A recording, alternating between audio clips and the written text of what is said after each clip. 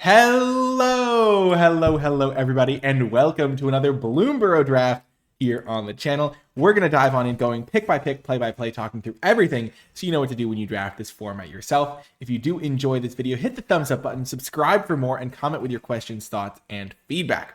Okay, Fecund Great Green Shell is a rare that I think is definitely worth going for. 5 mana, 4/6, so it's pretty beefy and has reach. And then it also basically draws you a card, potentially ramps you, and then if you get to 10 lands, which is a little easier when you have the synergy pieces around it, then you can actually just like straight up win the game, because +2/+2 for all of your creatures is a lot. Also, I am streaming this live on Twitch, twitch.tv/NicolaiBolas, so if I'm answering questions that you can't see, I will try to read the questions out as well, because I do have a Twitch chat here interacting with me as well. But Fecund Green Shell is going to be the first pick here, and also makes your other cards better too, like things like your Clifftop Lookouts, for example, or like a Life Creep Duo, things with higher toughness than power. If I wasn't taking this, I would probably lean towards the Clifftop Lookout. Just a really nice 2-for-1 body. I also like Nocturnal Hunger in common. It's just a good removal spell. And Intrepid Rabbit, not one to sleep on, just nice little, get a couple of triggers. But I think I would go Clifftop Lookout, then Nocturnal Hunger, though that part is very close. Okay, so we have started off with a green shell, and what that means is that we really want to play green, because this card's great. We are then getting past a Galewind Moose, which is a really, really strong green card, and one that I'm probably just going to take here. People wonder sometimes why there's two commons that are the exact same in this pack, and that is because it wants to reflect in paper that you could get a normal copy of a card and a foil copy of a card. Now, this pack also has Driftgloom Coyote, which I think is quite strong, and it would require me to go into a second color, but I think it is a very nice card to have access to. I'm not a big fan of the Seasoned Warren Guard, because if you have to play defense, it's really not ideal. A 1-mana 1/2 just isn't the best blocker, just because 1/2 is not great defensive stats for a card. It's more defensive than aggressive, but you really want this as a 3/2 attacker, and it's just like you want your card to be able to play both sides of the ball. Rust Shield Rampage is pretty solid, though I think this card is worse than the Moose. And Moose is, I would probably take Driftgloom second out of this pack, or maybe even a Hunger. But Green Shell into Moose, definitely a nice start. We're seeing a little bit of black, a little bit of white so far getting passed towards us. Okay, pick 3 here. Right off the bat, I really want to take this Hazardroot Herbalist. Just really nice creature. Plays well with the Green Shell because it has higher toughness than power. And it will synergize especially well if I end up with some tokens via Offspring, or if I'm in a green-white deck. So that's a card that I'm very tempted to take. There are also some other options here. There's like a Dagger Fang Duo. Whoa! We're getting a raid by Court of Calls, Alex Nikolic. Great guest of the channel. I've had him on many times. And welcome in, everybody. We are drafting. We've started off with a Green Shell and a Galewind Moose.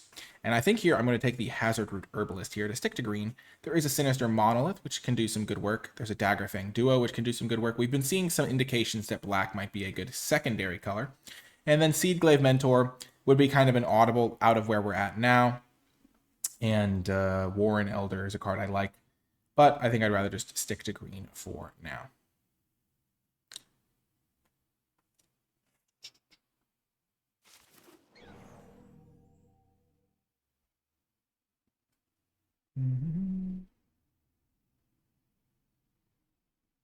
Sorry, folks. There were a couple of spam bots in my channel. Okay. So we've taken Fecund Green Shell, Galewind Moose, Hazardroot Herbalist. Green-white would be a great home for those cards, and we see several really good white cards. Hop to It is a very strong card, and really plays well with the Herbalist. It is a second color, but it does pair well with the Herbalist I already have. So it's kind of a close pick here. Because Hop to It is, I think, the best card in this pack, but this card keeps me monocolored and flexible. And I'm just going to take the Herbalist. I think Hop to It is great. And it's a nice card in both aggressive and defensive decks, and plays really well, especially in green-white. That's like its best home. But I'm going to be taking the Hazardroot Herbalist because, I mean, I could open a really good blue card in pack 2, or a really good black card in pack 2. And at this point, we're just getting all the Herbalists. Our Green Shell is great because this card's going to do some serious work. And yeah, I just think this card's good. Like, I'm willing to be proven wrong as I get more experience, but this card is one that I like a lot so far. I really like Carrot Cake. I think the card plays out really, really well. And the reason for that is that the scries, you can time them for when it's going to be good. So you scry a card, you don't like it, you sacrifice, scry one again. But if you do like the card, then you can just wait a little bit, draw that card, and then sacrifice Carrot Cake, get another Scry. And yeah, today we're going to take another Hazard Root Herbalist. Now there is a Pond Prophet. So we've taken a lot of green cards. This card fits really well into blue-green. Plays okay with the Herbalists. We could take a Saver. We could dip into a different color. We could also just take Heaped Harvest. But I don't think this is necessarily a splashing style deck. Though, getting a couple lands does play well with the green shell.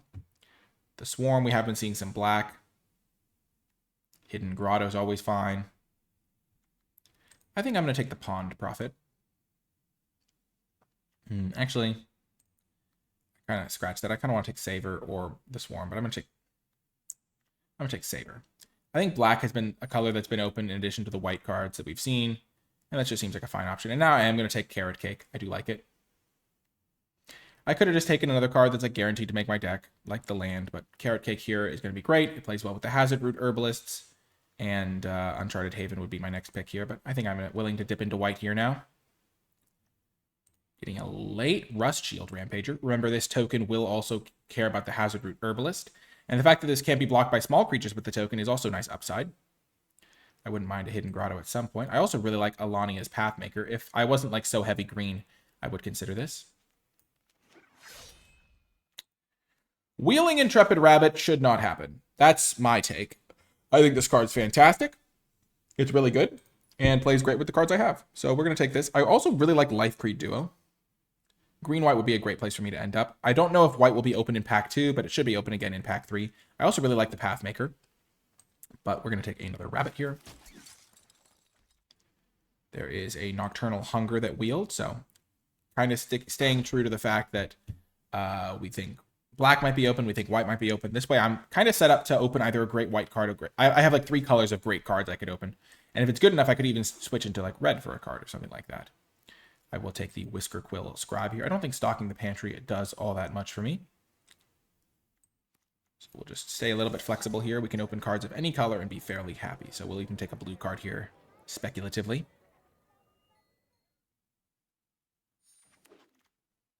Last pick, red card. Remember that this card will trigger your Valiant cards, so that is a good synergy to be aware of with the Whisker Quill Scribe. So our pack here does not have a crazy good green card. I think the best green card is either Druid of the Spade, 3-tree Rootweaver, or Pond Prophet. In other words, those are the 3 green cards, and I will then identify which one I like the best. Probably the 3-tree Rootweaver. Just ramps you up into your great green shells and big mooses and stuff. Blue-green is not my favorite color combo, so I don't really want to take this card. You can play it in just a heavy green deck, but not really where I want to be. The Sunspine Lynx is not a card that I love.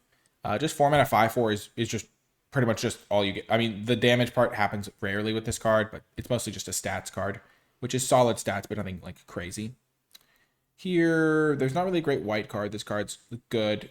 Sonar Strike is solid. I think I am just going to take the 3-tree Rootweaver. It's guaranteed to make my deck. It'll just help me out no matter what. Consumed by Greed is a solid removal spell. This card's also solid, but when you know that the card's going to make your final deck, it is really just really helpful. And also I have a really good green shell deck now. Sometimes you have decks where you just have like a bunch of 3/3s and 2/2s and 4/3s and 3/1s. And this card's not at its best. Here it's going to be great. I don't know how I'm waiting on a pack. I literally waited till the very end to take that card, and it was a new pack. So I don't understand. I'm just confused. How did they get extra time with the pack? Wolf, tell me your secrets. Oh my gosh, what a pack. Oh my gosh. This pack is crazy. What do I even take here? I mean, there's a Jackdaw Savior, which is fantastic. I don't have a lot of flyers, but like just having it die, getting back a 2-drop is pretty good. There's also a Galewind Moose #2. I really like that card.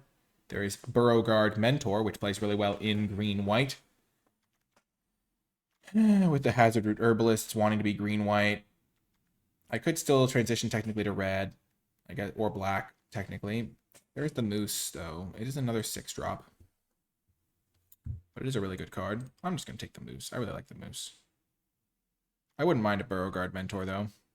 Don't get me wrong.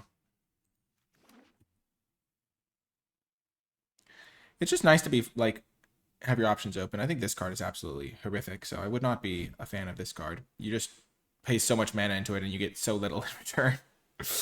There is a red removal spell. I don't love it. 2-mana deal 2 is just not the greatest.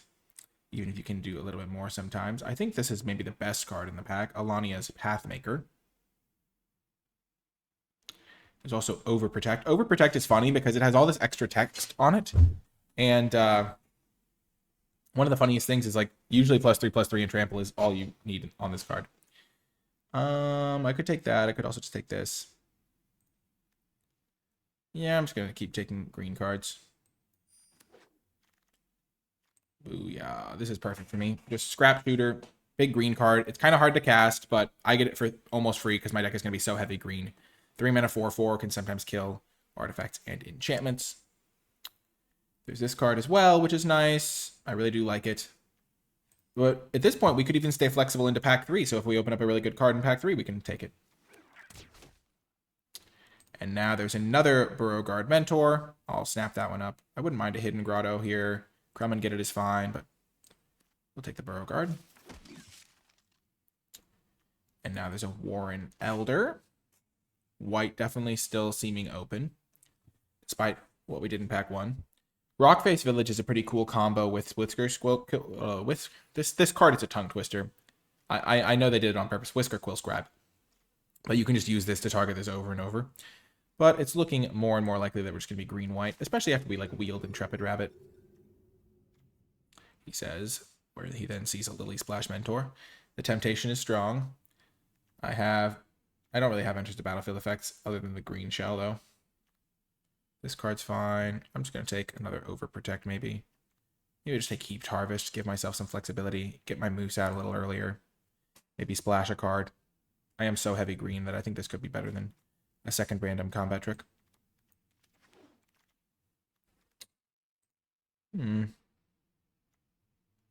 Knuckle Boxer or Hazard Root Herbalist.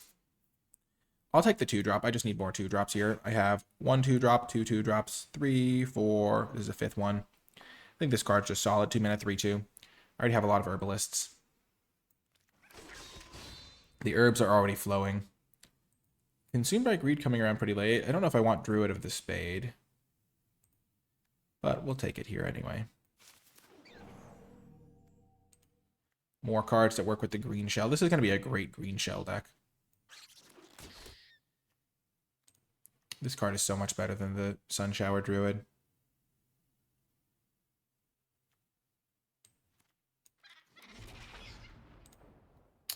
High Stride, sure.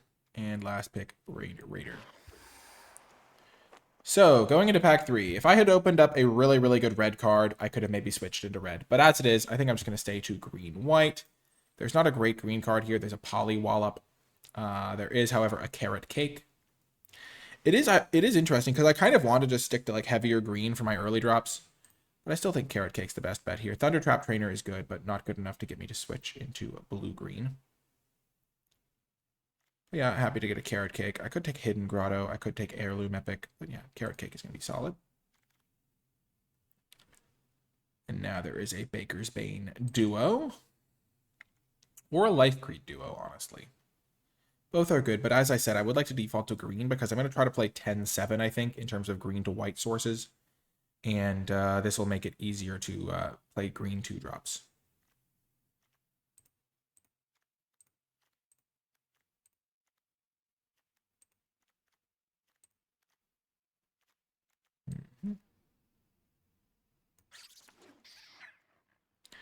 It's funny because with a 10-7 mana base, these white 2-drops are a little bit harder to cast.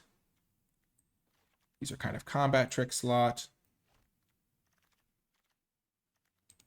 This card's just stellar. This is a weird pick, though. I mean, this pack is wild because it's got Head of the Homestead, which is the perfect card to go with my Beauregard Mentor, my 2 Hazard Root Herbalists. But I'm just going to take the Bushy Bodyguard because that card is insane, I think. You just get so many stats for 4 mana.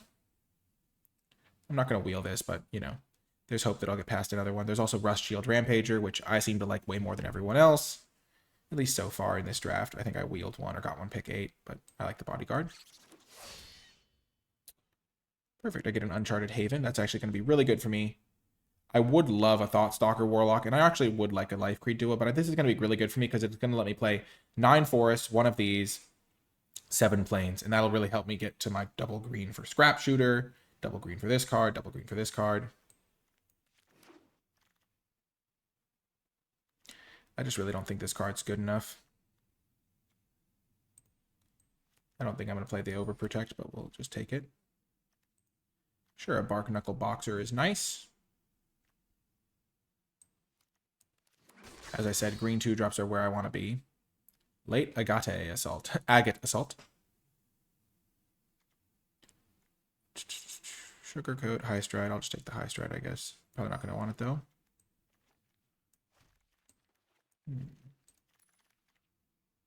This card's hilarious. Look at all these blue cards. Blue card, that's great. Blue card, that's pretty fun. Oh, this is... Why does it say this is Treetop Sentries? Oh, there we go. Actually, I'm just going to take Treetop Sentries. I didn't see that before.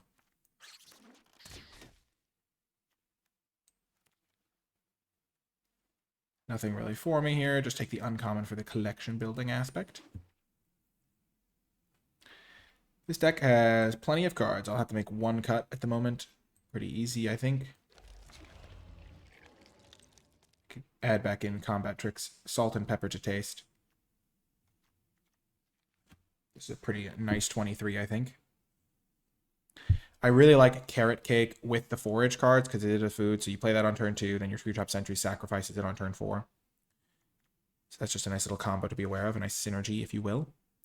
This thing similarly can do that.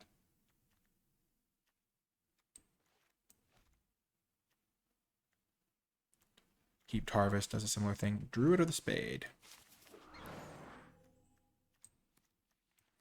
Okay.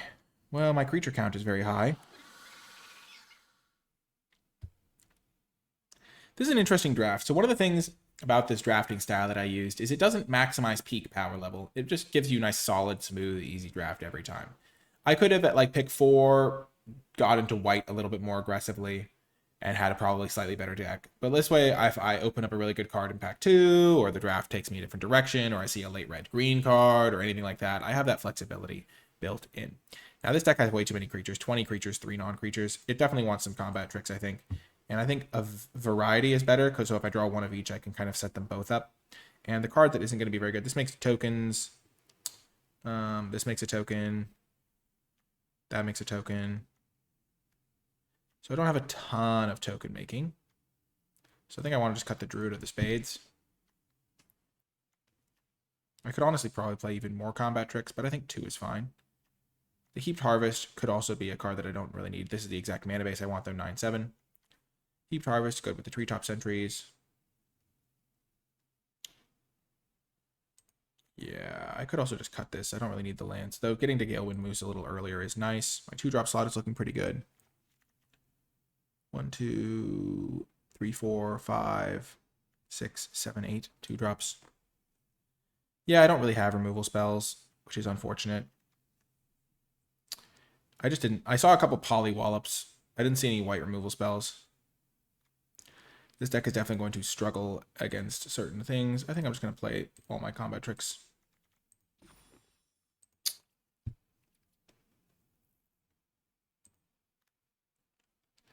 Okay.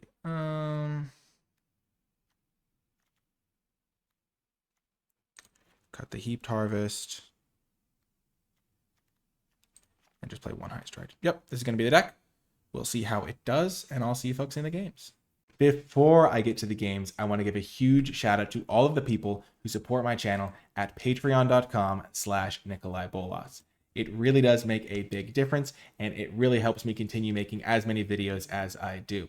If you're interested in becoming a patron, you gain access to some cool rewards when you do become a patron, like my card-by-card draft tier list for Bloomburrow, where I've graded every single card in the set on an A through F scale, as well as a new Patreon reward, the Format Thoughts Doc, which is where I keep track of a bunch of thoughts I have on the format, like individual cards, the archetypes, big picture, things like that, and that'll help you really get a leg up on the format as well.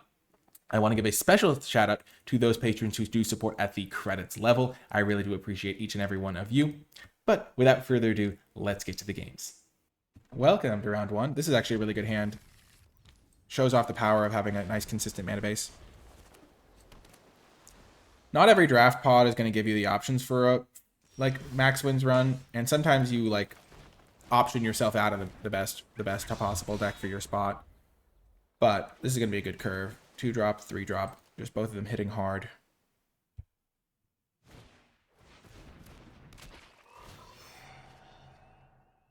Just look at the difference in stat lines between our two guys.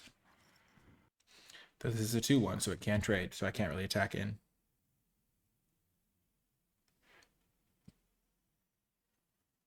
Yeah, hoping to use some combat tricks to make up for removal to some degree, but there's certain cards I'm going to really struggle to beat. But certain decks I'll just be able to outvalue because I'm not going to draw, like, my deck just does very simple things. It's just like, it's good in board stalls. It's not like I really passed up much removal either. I only passed up on Polywallops, which I don't think are particularly great.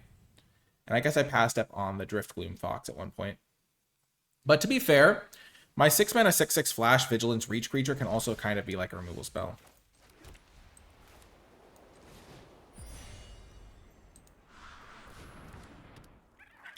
No need to do anything crazy here. Just play my big creatures.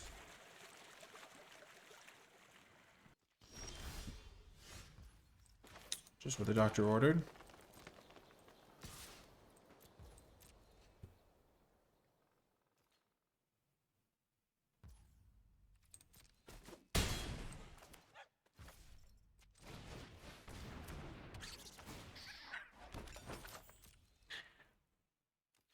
I don't have the mana to hold up Overprotect and High Stride anyway. I will stash this food, though. I'm not going to sacrifice it here. Blue-black, so they probably have some removal.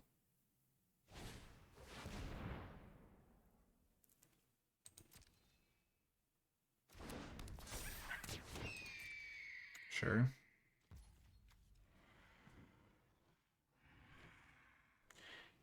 Okay, my turn.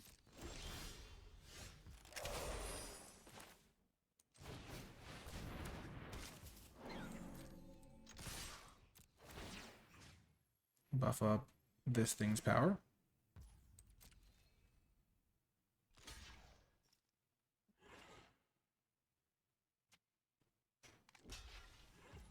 Well, this is like day one nonsense right here because this is just like the biggest blowout ever.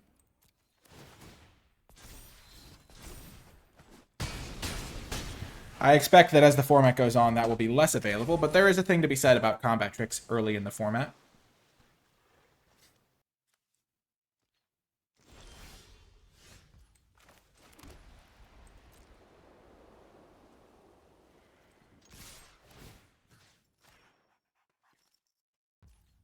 Two, 4, 8, 9, 10, 11.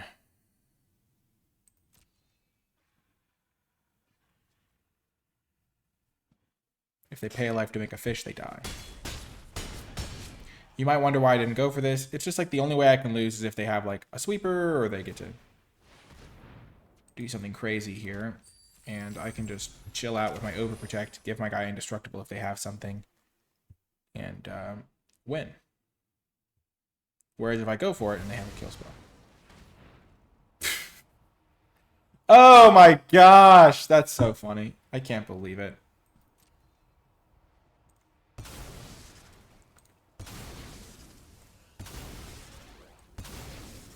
Well played, opponent.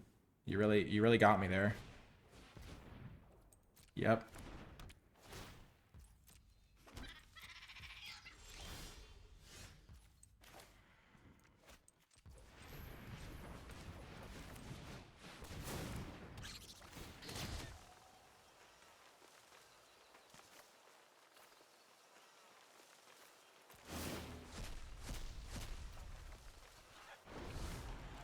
That was maybe the one card that could have saved them there.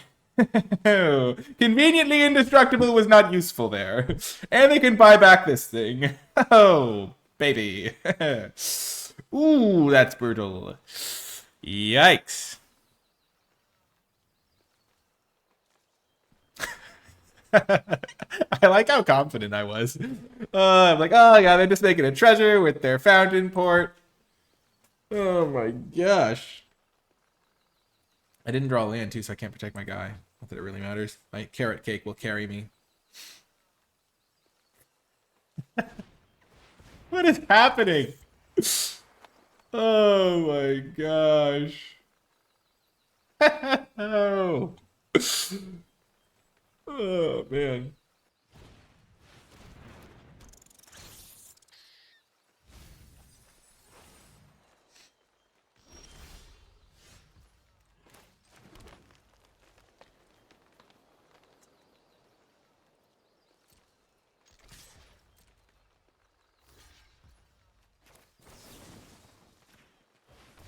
Little anticlimactic.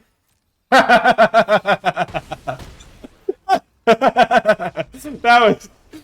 was oh gosh. Just like they can't like triple block it or whatever. I mean, I guess they could. Even if they do, they still lose both their guys. They play carrot cake. They have a 1-1 pretty much no matter what. That was that was one way for that to end. Just like can't possibly lose into well that was pretty that makes it things a little dicey and then just like yep I still win. Well, I think we kind of want to play this untapped combat trick here. A high stride. What can we cut for it? Maybe things are perfect actually. Well, on the play.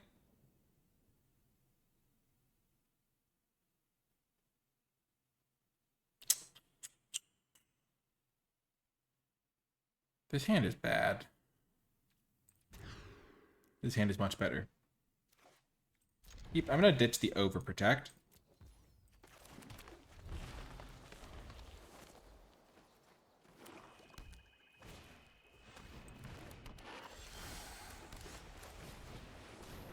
Get my little ramp game going. This card's pretty good if it's unopposed early for like the red-black deck. So it's like got a very narrow home, I think.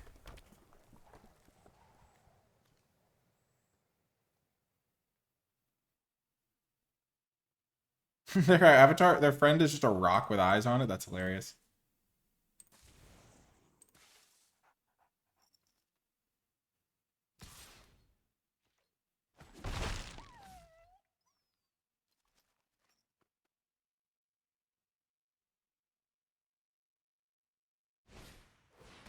Sure.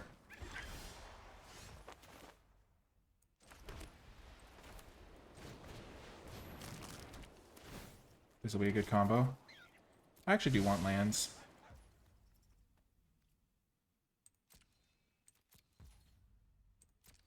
I'm just going to threaten the block here. Make things interesting. Also threaten the double block here. In this case, I wonder how this stacks when you sacrifice it. So I think I'll get to scry one before I draw. They attack with both.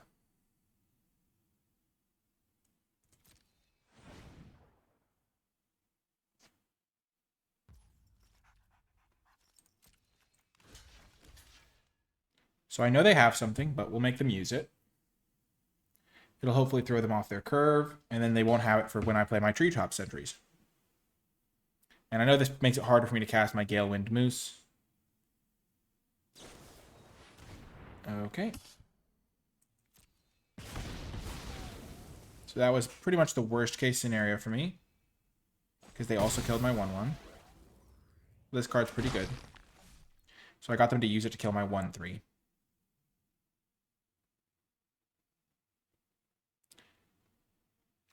Sacking this for life could be good against red-black, but this is just a really powerful play. And they didn't pump this guy, which means they have something else here.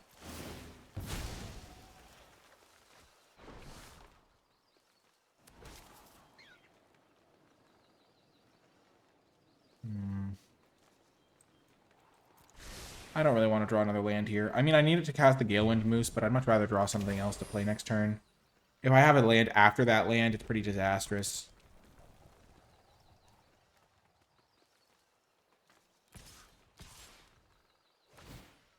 Wow, they're attacking again. I'm gonna assume they have like another Rapid Gnaw or something like that that can buff up the Brazen Collector. Sure.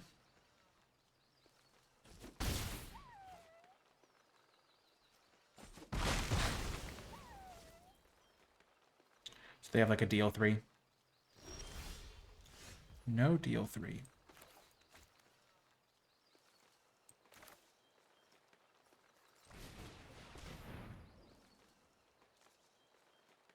That is mildly confusing.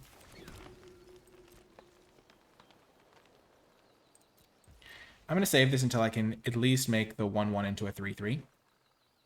Because I do want to play this for like 4, make a 1-1 and a 3, make the 2-1 and then make the other thing a 3-3. Because I think that's more useful to spread out the power and toughness like that.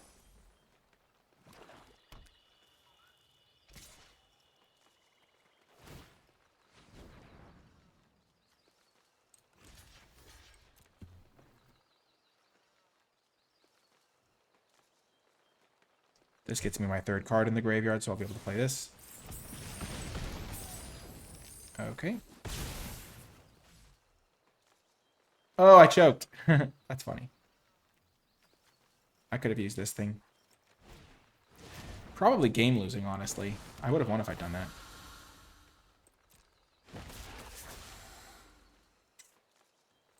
Yeah, I just timed that. Oh, no, they'd already done the first strike damage to it. Never mind.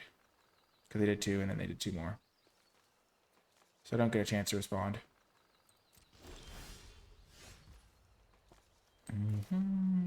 Pretty good.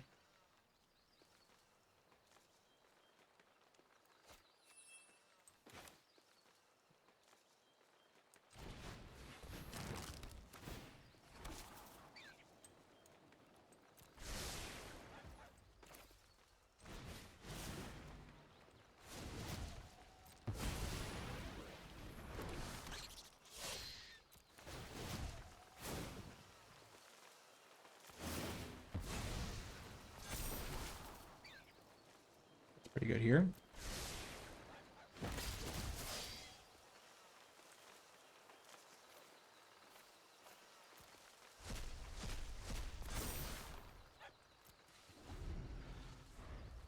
So you might be wondering why I'm like getting rid of cards that let me cast the Moose. And that's just because over the course of this game, which isn't going to end for a little bit longer, I just want to make sure that I have the resources I need to win this game.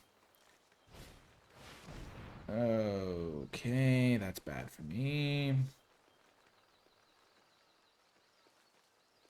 Quite poor for me, actually.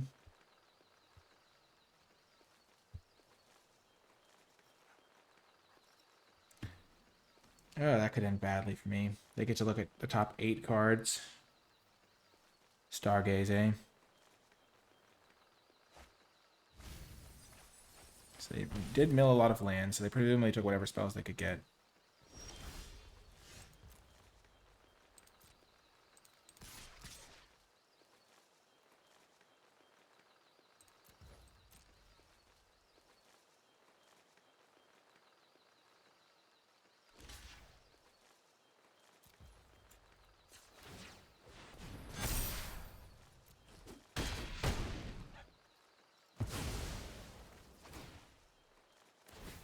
I'll take some damage here.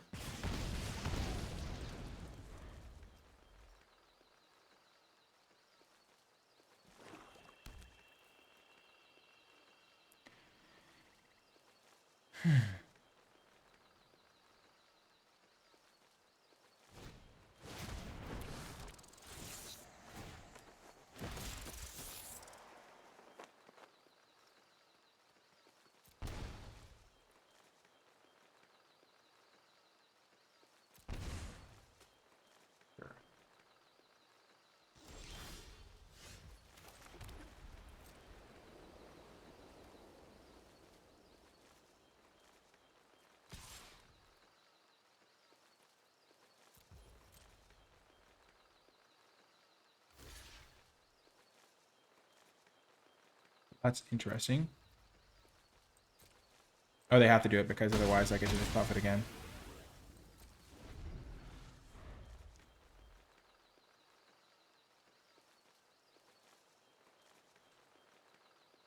Maybe I should have attacked with a 3/3 as well. I didn't want to have to use the Warren Elder. Sure.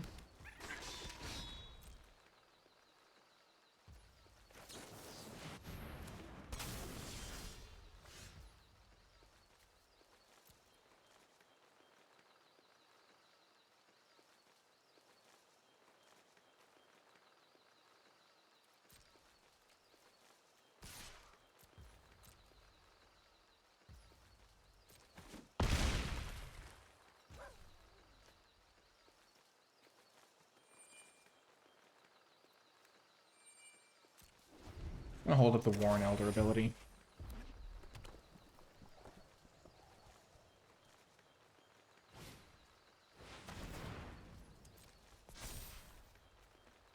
The drafting format's feeling pretty good for me so far, I think.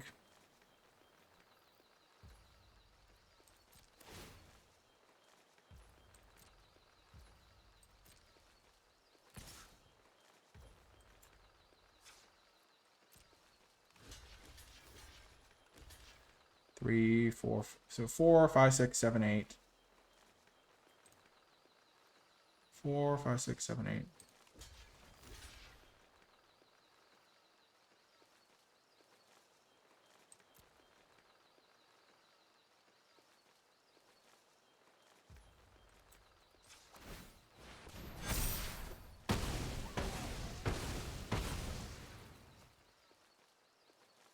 Warren Elder dying means that I can draw a card off Treetop Sentries, which is why I did it that way. And I didn't want to take any splash damage.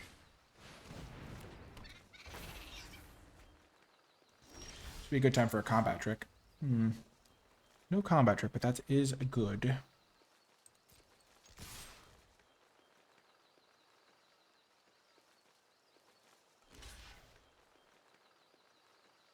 They do not realize it has trample. A little bit of an anticlimactic finish again, but you know. What can you do? Your opponents are your opponents. I thought I was doomed for a second there with that Starfall, but turns out just quality cards are quality cards. I still think this deck has weaknesses due to the lack of removal. That is definitely going to be a factor in some of my games. If my opponent plays a really good card, I'm in trouble. But just playing good creatures, having good plans for a board stall, that's going to be good enough to win me a good number of games, I think, with this deck. So I think I'll probably get to at least 4 wins here. Well, this hand is great. 2-drop, 3-drop. I would love to play this guy on curve, but can't always get what you want. Ooh.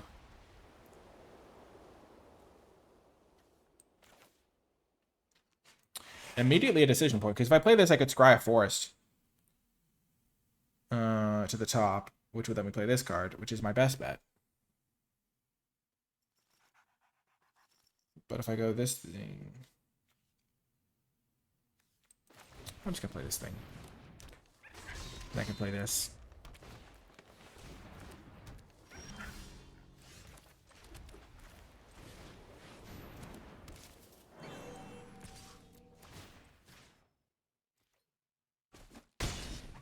Yeah, this card's really good. This is the sort of card that will punish me for my lack of removal to a high degree.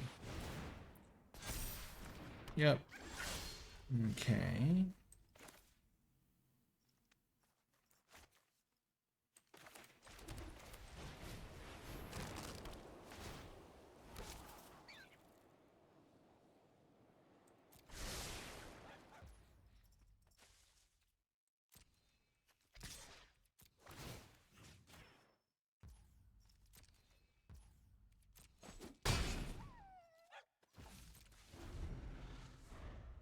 I'm going to play this nice and patient.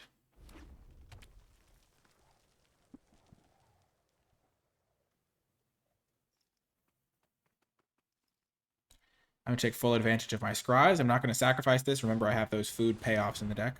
So far, they've only played uncommon raccoons. And now a common raccoon.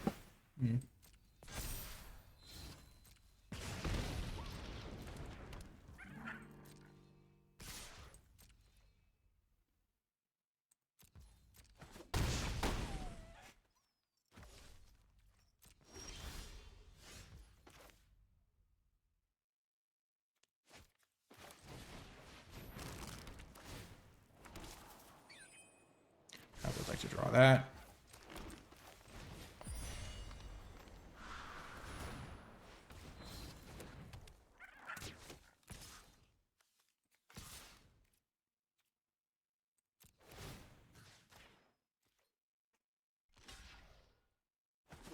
Well, that's a good trade for me, just objectively speaking. I now have a block for this guy, a block for this guy. 6 life on the way for when I need it. My moose is coming down soon. They're going to buff this guy up again, which is kind of unfortunate.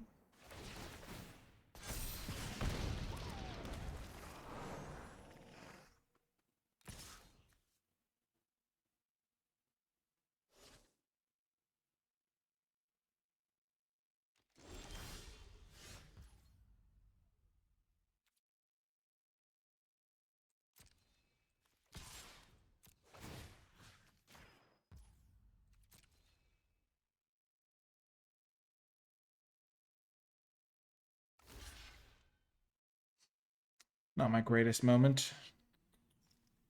I was hoping they wouldn't block like that.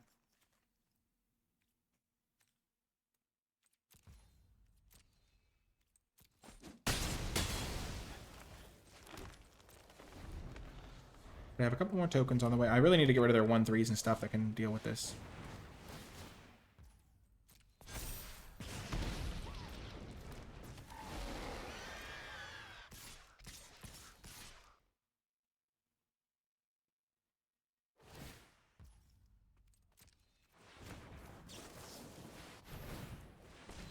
Isn't there a saying like moose beats boar or something?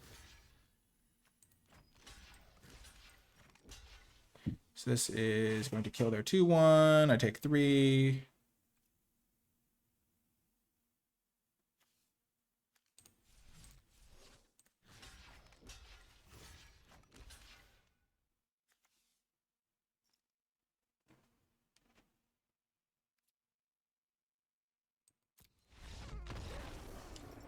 Yep, that was pretty good.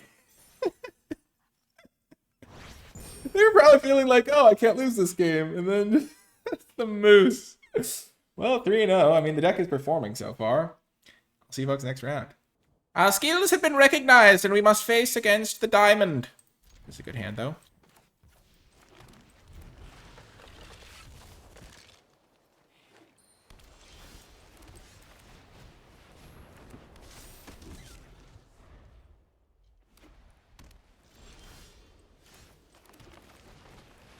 They could have a counter spell. We're running into it.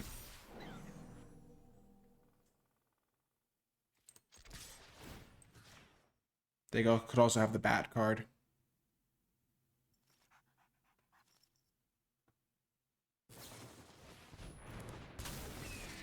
Sure.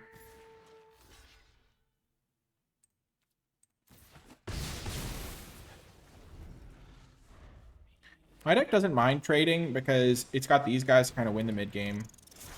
That card's kind of annoying.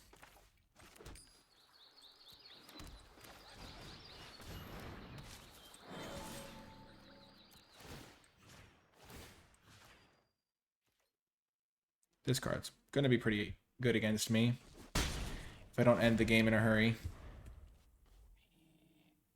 It's the sort of card that kind of wants to make you turbo, just like mill everything, yeah.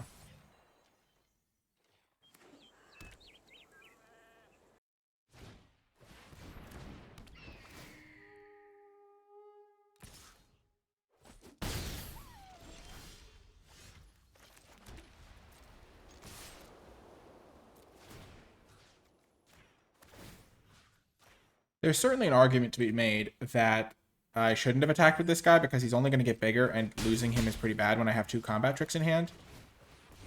So I'm willing to accept that that is a possibility.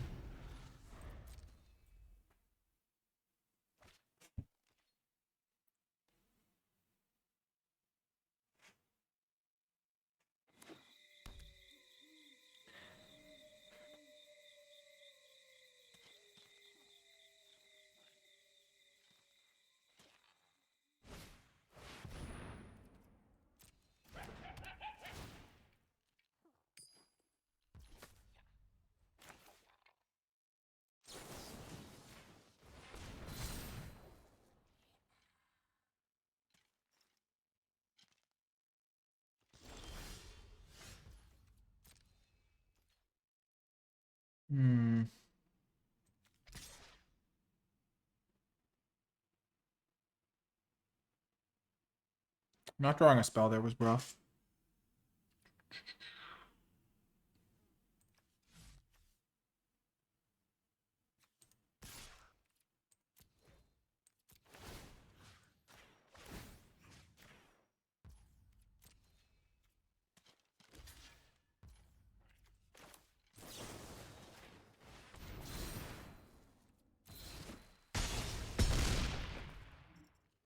Keep our guy alive.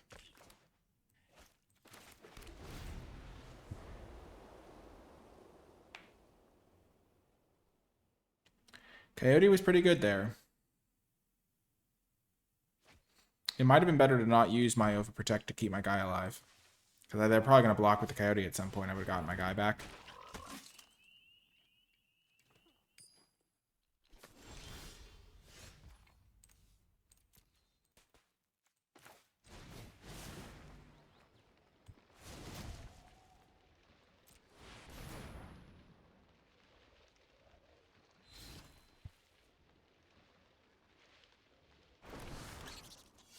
I know they have something.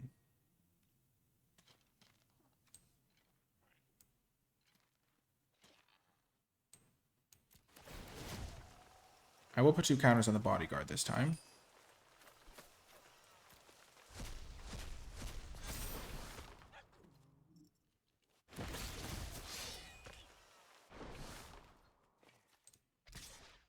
Because the little guy's going to get Death Touch.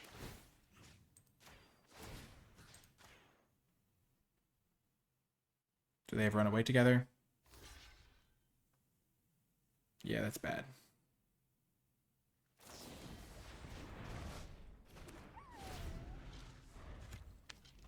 Because otherwise they would have surveilled with this thing.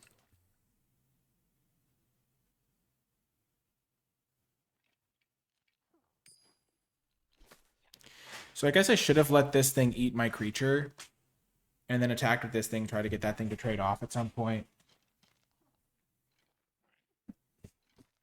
And then I get my guy back. This thing would be dead.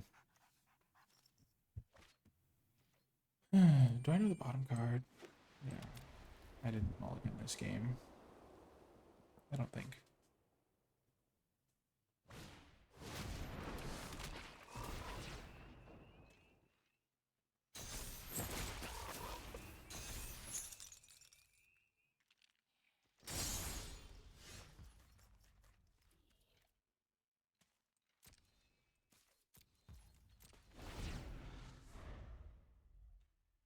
If I draw a food maker, I could still be in this, maybe.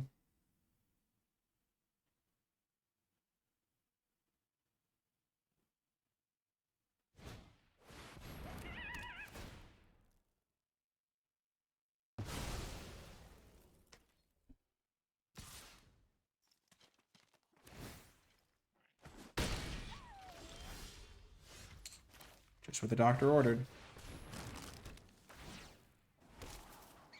Huge. So this thing will trade off with this thing. Or I could attack with this thing and this thing. Try to put them to 1. They get close to this thing activating. But they're certainly going to trade off with the Herbalist if they can. Which means, but this thing only gets a 3 power. So they can just block there and there, which is bad for me.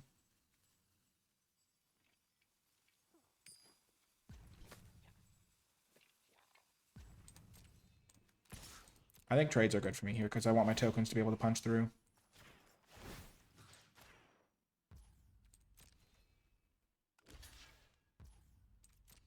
They are getting closer to that being active.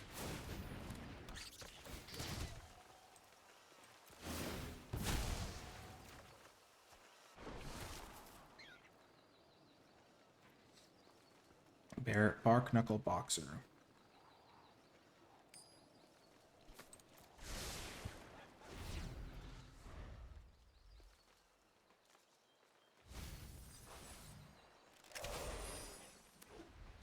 So the Mind Whisker can get active whenever because of this thing.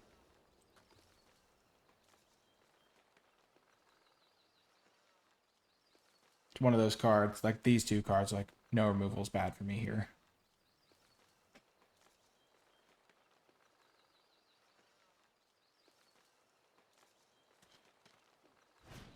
Just surveilling every turn.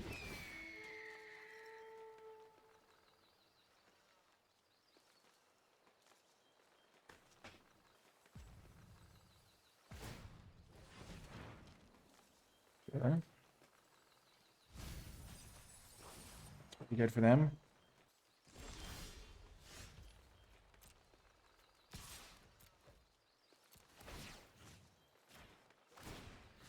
Slowly work my way through their token. And then their other creatures, maybe.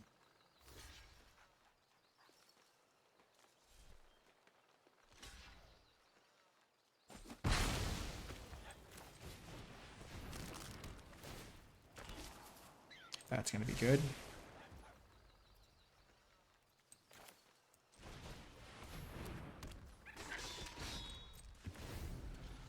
They get a constant surveil stream.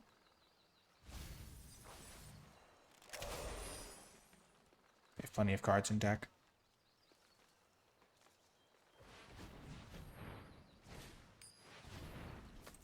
That's probably going to seal it up. Like, I don't think I can win anymore because of the life gain.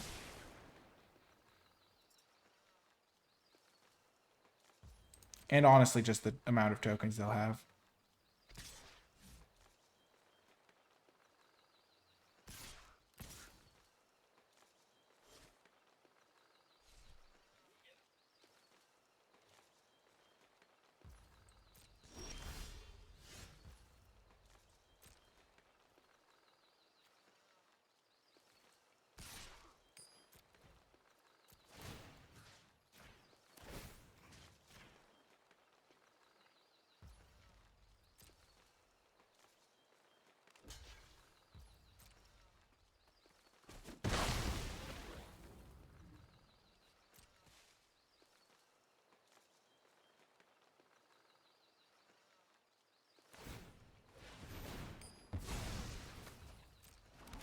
If you're wondering why I'm not playing the Herbalist, it's so I can trigger this and get another free indestructible attack. Why not attack with both tokens buffed? Because I want to just maximize the potential damage for each individual token. Attacking with 2 1/1s, they'll just trade them both off immediately. I don't know. It's not a huge difference maker here.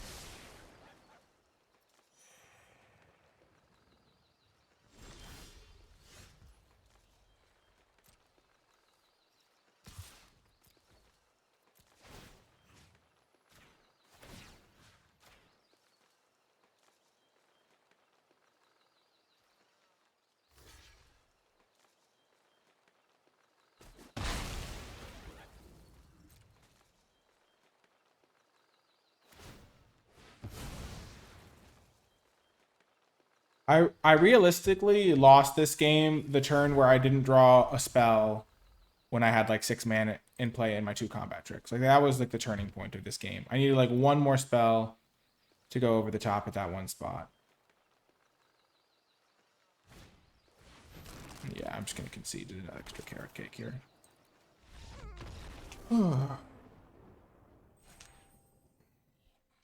Yeah, that's where not having removal to kill the 3/2 or kill a key blocker is really bad, but it's okay. Well, this is an easy keep. We could even just play this as a 2/2, 2/1 if we want. Opponent's on a mulligan. Probably will be the best play. We're not going to get a food for a while.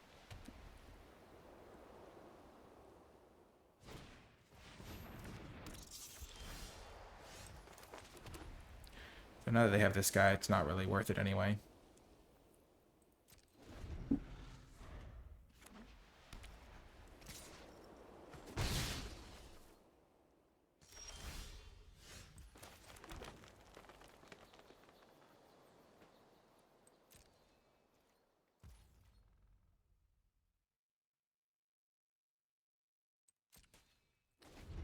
They have a counterspell magic up.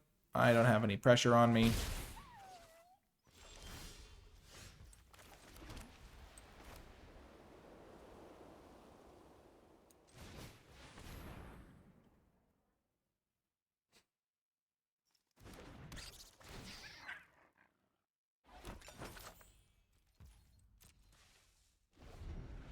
They could have a counterspell. They could have really any number of things. I mean, I feel like they have counter unless you pay 2.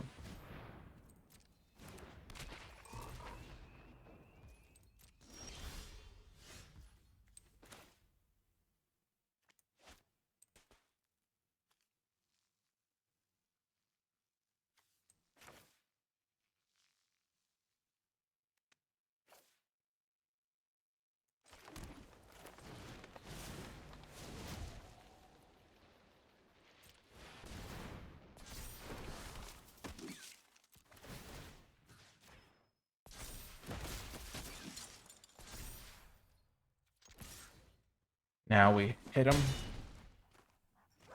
It was close between which my 4-drops to play. The reason I settled on this one is because the 3/2 can attack in, kind of force a block, and then overprotect can do some work.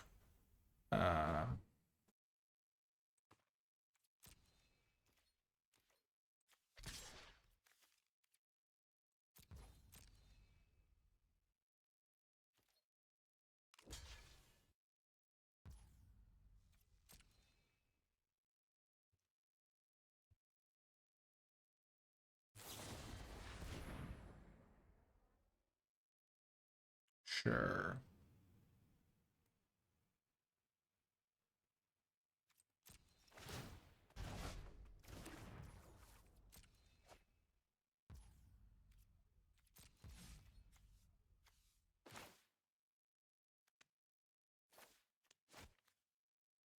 When did I draw this card? Did I draw it for my turn and just not even notice?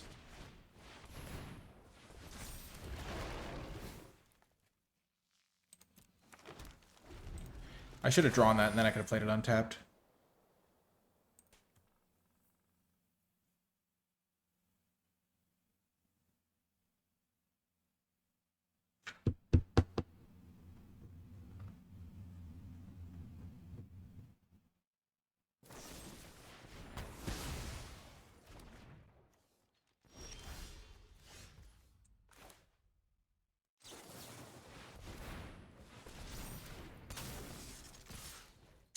Don't ask me why I didn't attack first.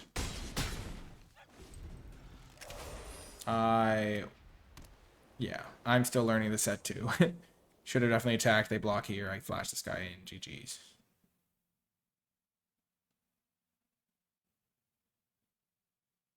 The reason I played at sorcery speed is because I wanted to play around counter magic. Cool.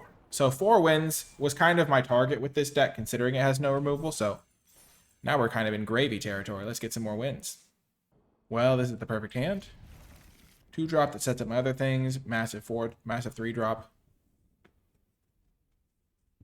This is just what my deck wants to do.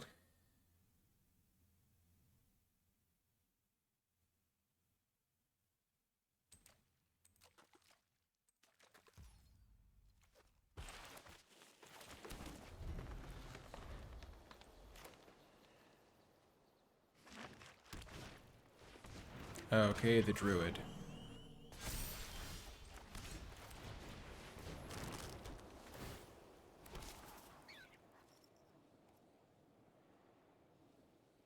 Sure.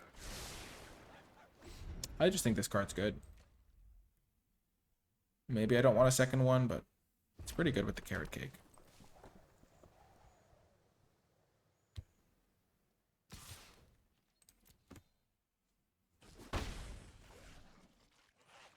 Red-green playing Sunshower Druid. It's a choice.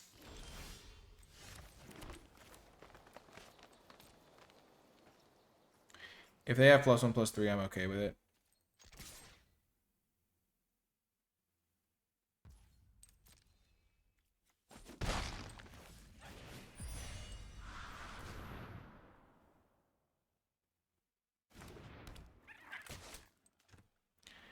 If they had 2-mana deal 3, this play just completely owns them.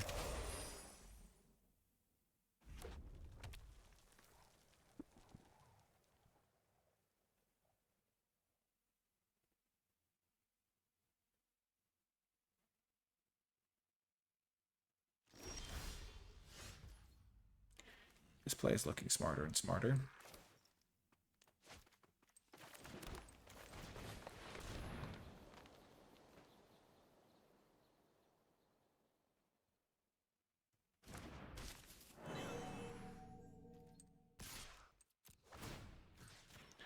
But why aren't you attacking with your 4/4? My current thought is that they have 2-mana deal 3 in their hand. It kind of lines up with them, like, pausing a little bit, with them, like, I don't know, just kind of what's happening. The fact that they haven't played any spells. Sure.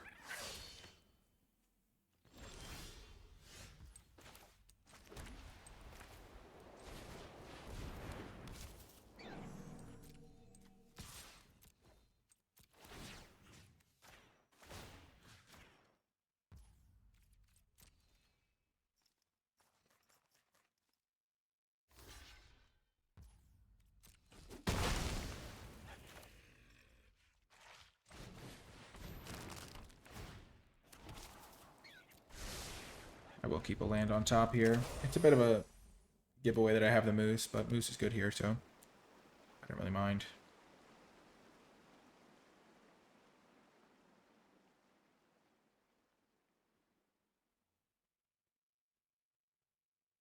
Carrot Cake is awesome. I have really liked Carrot Cake, especially with the Herbalists. Herbalists know how to bake a cake.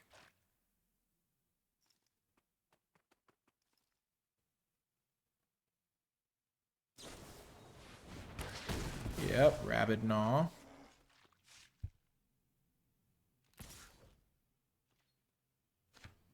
I cannot block.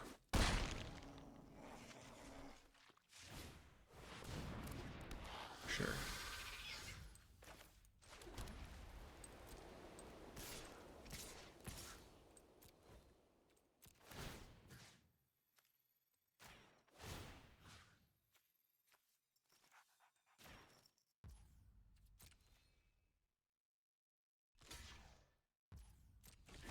Well, that's a wild trade. The other cool thing about this is it kind of incentivizes them to play out their guy, give it haste, and just lose the game on the spot to me.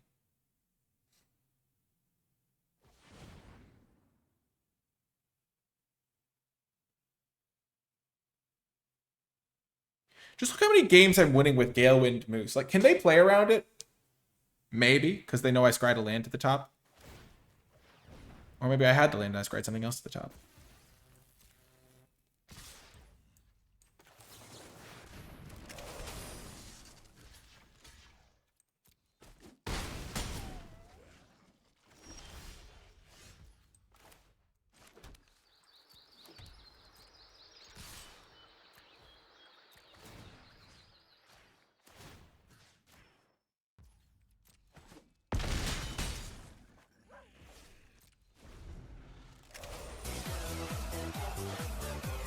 Whoa!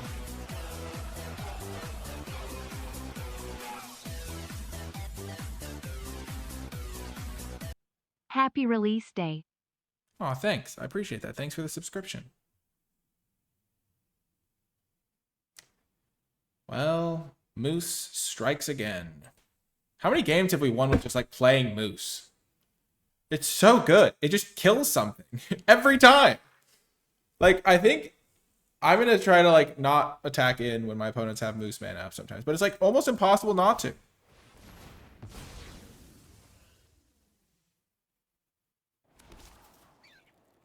Well, that's got to be great.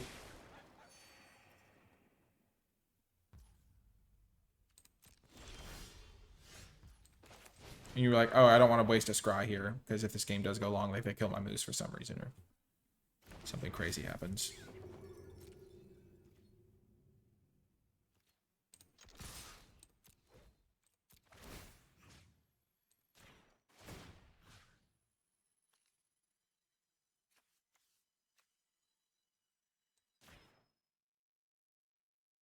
Maybe I should have buffed a Hazard Root Herbalist here.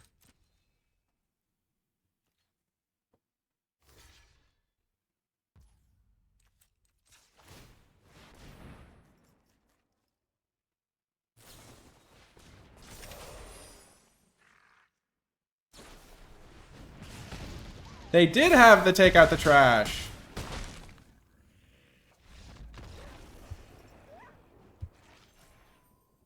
Nice. One thing I thought they could have is that would have made that play really bad of pumping is if they have deal 6 to a creature, deal 2 to a token. But by waiting till after them blocking, they kill my 2 guys. They still take 4. They're still going to 2. But it would be my worst case scenario. And I could have played around it by just not pumping, and it probably was correct to play around that card. Like 5 mana. I mean, that card doesn't get played very much, is my current perspective. But like that card could have saved them, and maybe I was supposed to play around it as a result.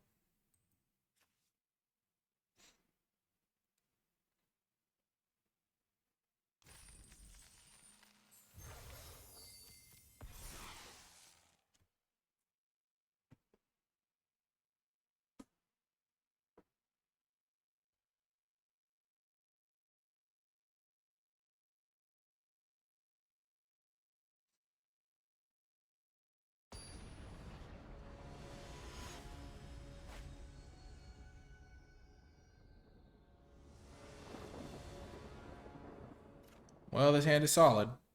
We'll keep. One of the interesting things about our deck is the fact that we have not drawn our really good card. The Fecund Great Show. It's like our best card.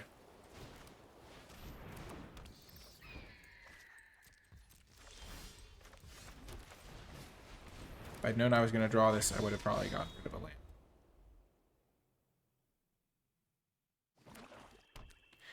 But at the time, it seemed reasonable.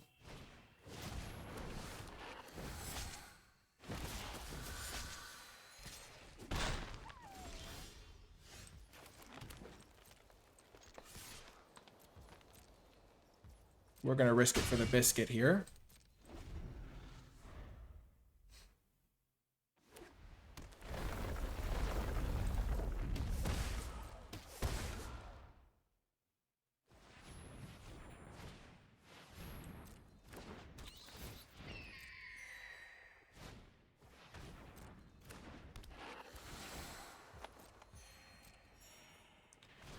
Opponent just playing it all pre-combat.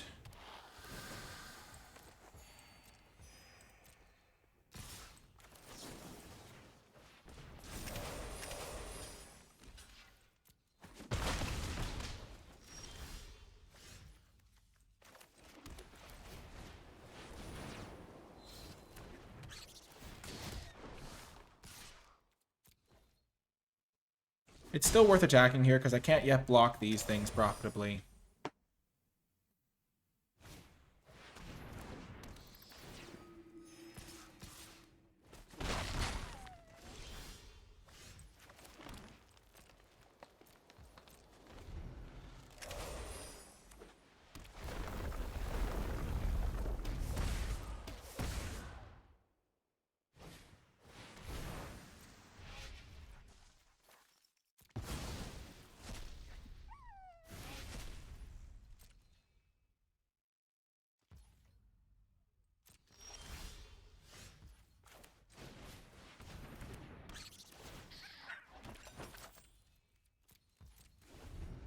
That food is actually going to be quite handy against these guys.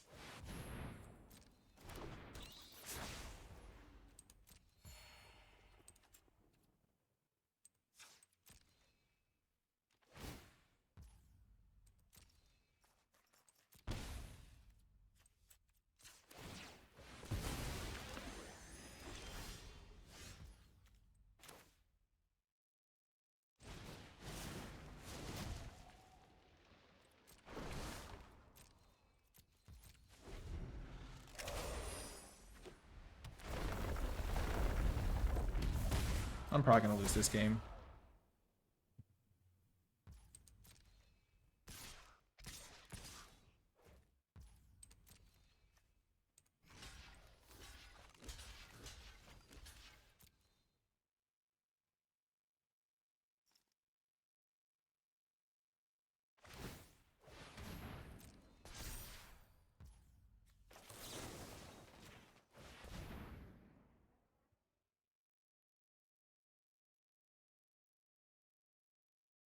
Let's hope this works.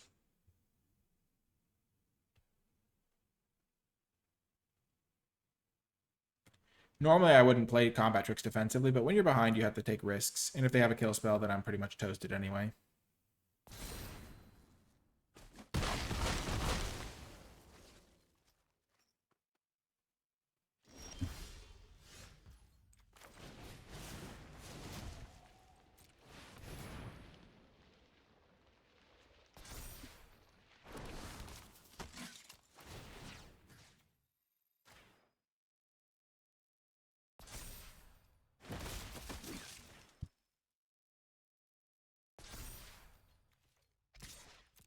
Send in the gang.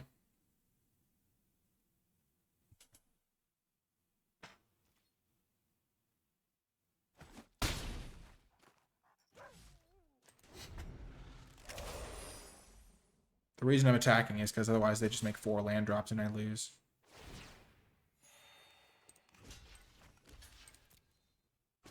I kind of like this thing, though, because that means that they're getting in a sequence where this thing's going to be really good. Oh, gosh. I do need to draw a land this turn or I lose, but if I do draw the land, I could be okay. Yeah, we tried. Oh, we tried. Ah. That was tough. If I draw the land there, I think I'm still in rough shape, but they attack with they attack with this guy, this guy, maybe this guy. I can go like double block here, block there, eat their guy, win the game. But as it is, I'm going to take 3 more damage, and then these things are just going to kill me before I can do anything. It was probably a bit of an aggressive concession, but like I was going to play like this thing, just die. I don't know. And they have a spell in their hand, I think, or they would have played their land. Yeah. Probably a early concede, to be fair, but I don't think I was winning that game. Based on just, honestly, just the way it felt. They had another spell. They were drawing a card. I couldn't do anything. And if I miss a land next turn, I lose anyway, so. Okay. Interesting hand. I'll keep it on the draw, though.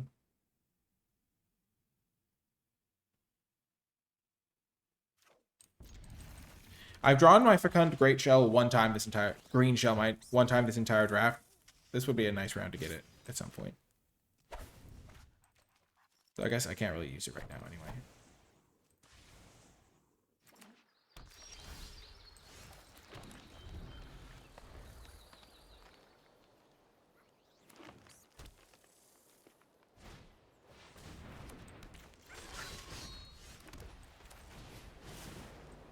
The defensive bushy bodyguard.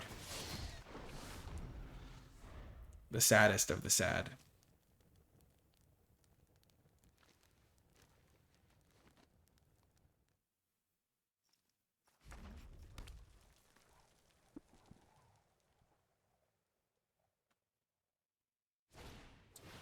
Thanks, Magogo. Oh, gosh. Another card that having no removal against it is bad.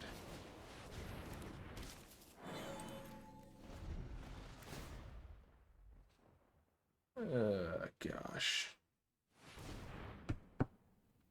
Yep, 5 wins is actually overperforming for where I thought this deck would be. But as you saw last round, we were really close to actually just getting there.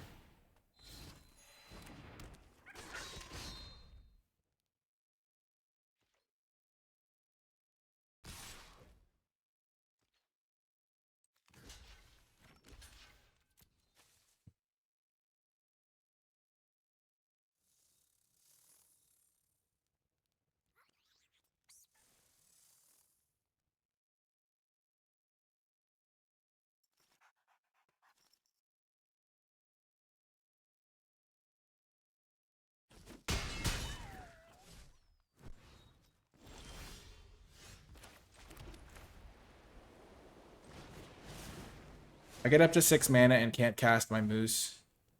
There's going to be hell to pay.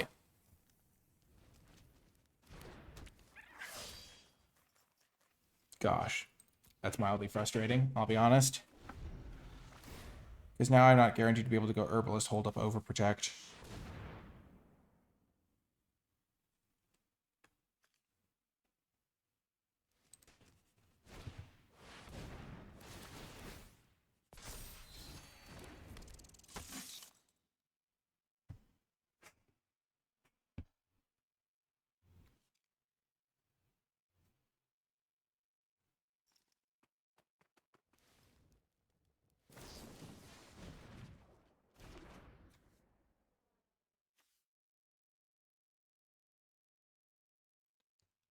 Looking for land, 3-drop here so they can get the trigger.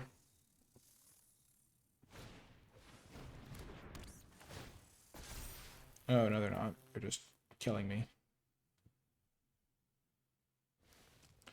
It's funny, because if I draw a forest here, I'm totally fine, I think. And if I don't draw forest, I lose horrifically. I have mostly forest in the deck. If I'm not going to draw forest, that's like the next best thing, because I need to hold up Overprotect here. They just have infinite mana.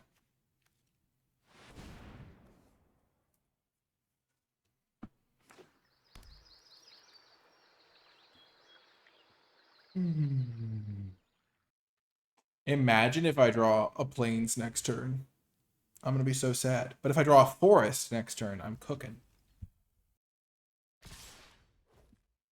Wow, what an attack.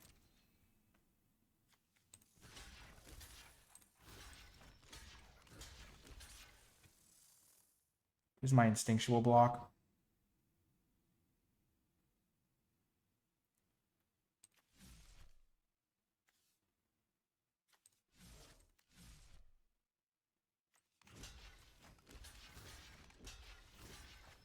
Could also block like this.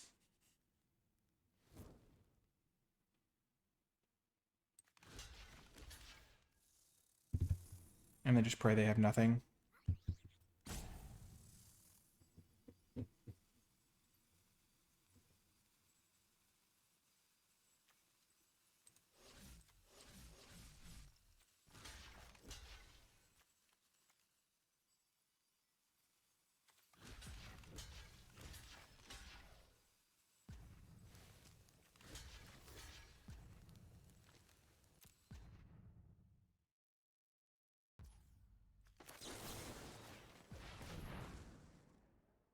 Such a greedy play by me, honestly.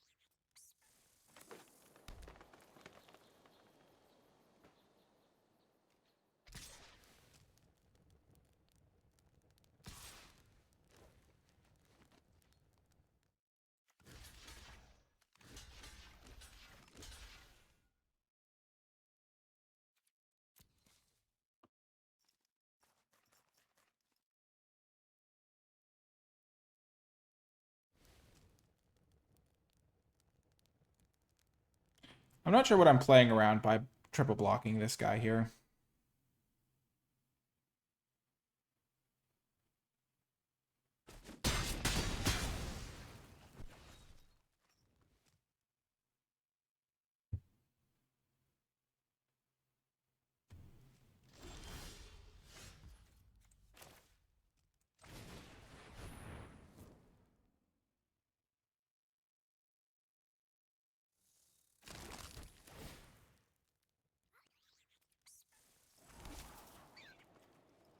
Literal worst draw there.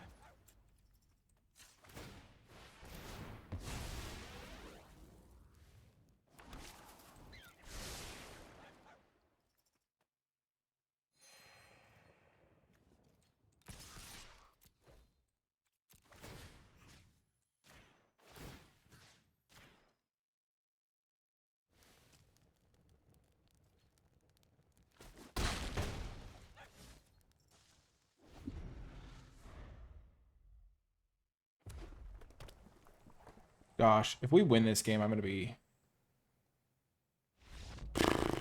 Wow. That was crazy.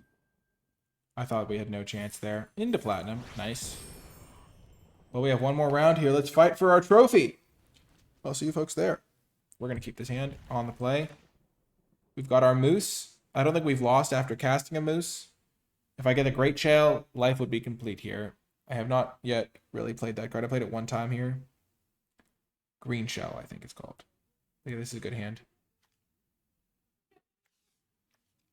Honestly, that overprotect, like super aggro block last game was like the key to victory. Just knowing that when you have to gamble at all. Opponent's on a mulligan. I've got a good start. Such a greedy block, my gosh.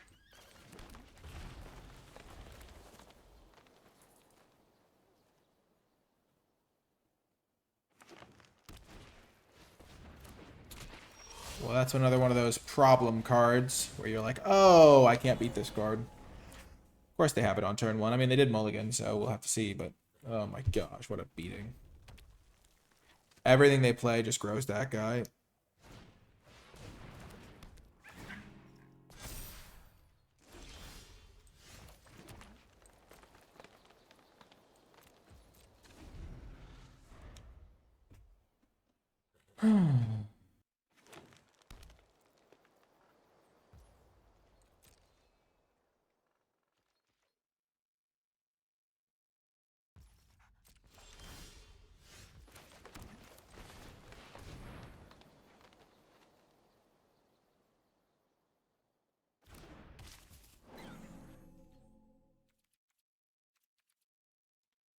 Here's hoping that the moose is good enough.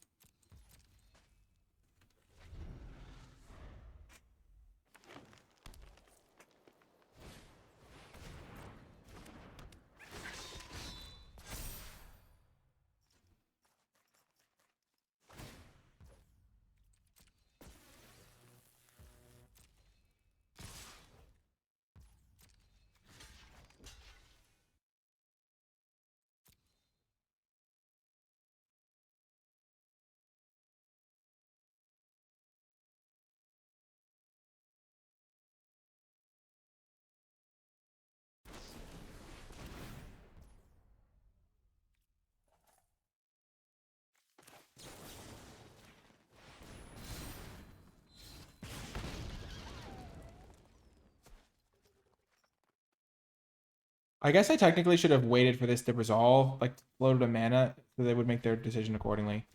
But them getting rid of that makes sense no matter what.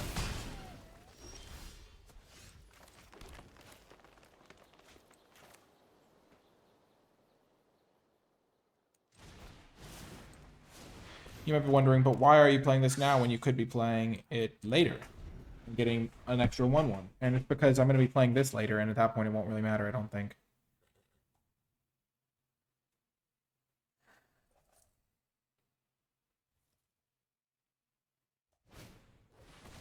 Sure.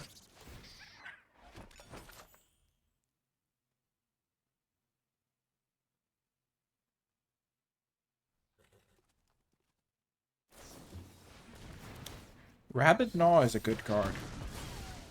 I'm a fan.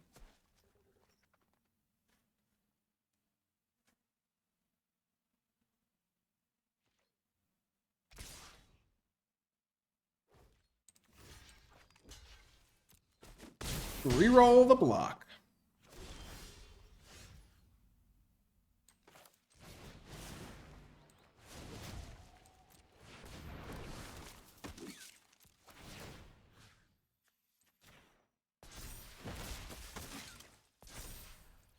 If I don't draw a 6th land this game and lose with my Galewind Moose in hand, it will be sad.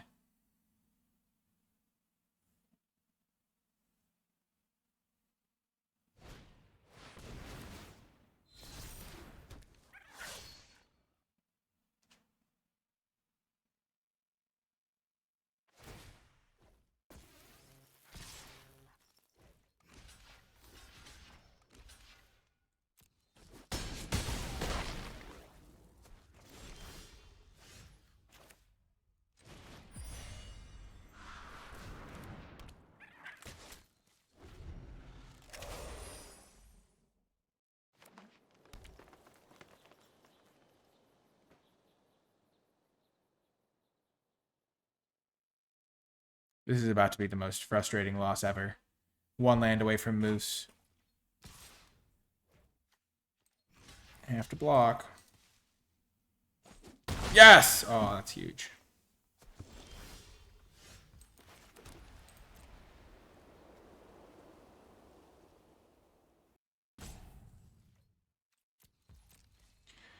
It's too suspicious if I attack there. At least I think it is. I'm hoping that they have like the 5-mana Calamity Beast guy again.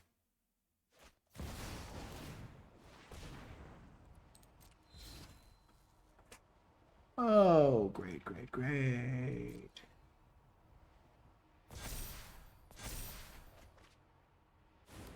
Great. That is just what I wanted to see, actually.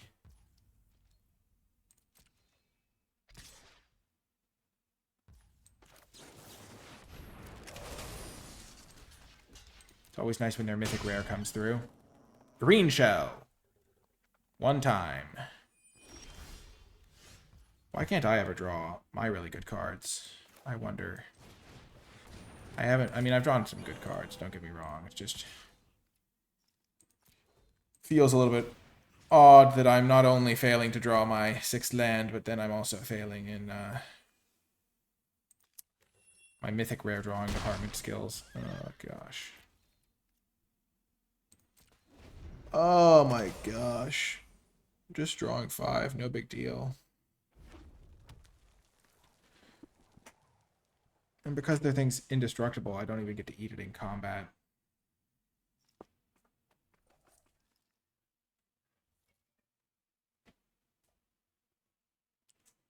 I fully expect them to have a kill spell. Yeah, but that's okay.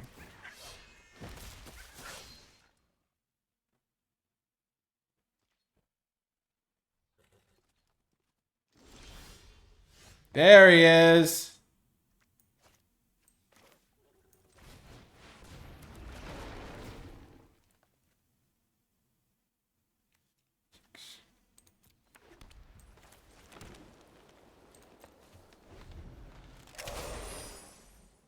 If only I hadn't played this last Hazard Reservalist.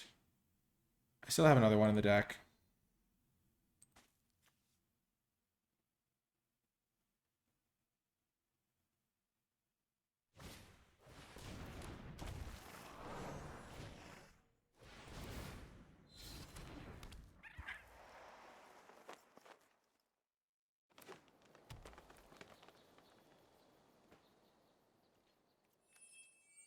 If I draw one of those 2/4 squirrels, I'm going to be in heaven.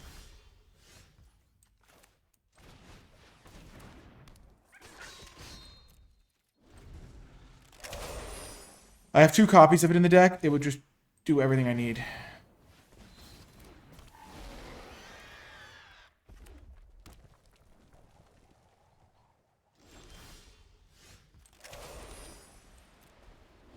Any draw is good for me as long as the opponent doesn't kill me this turn.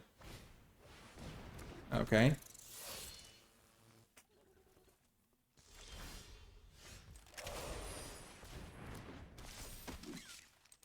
I honestly just want to draw a land.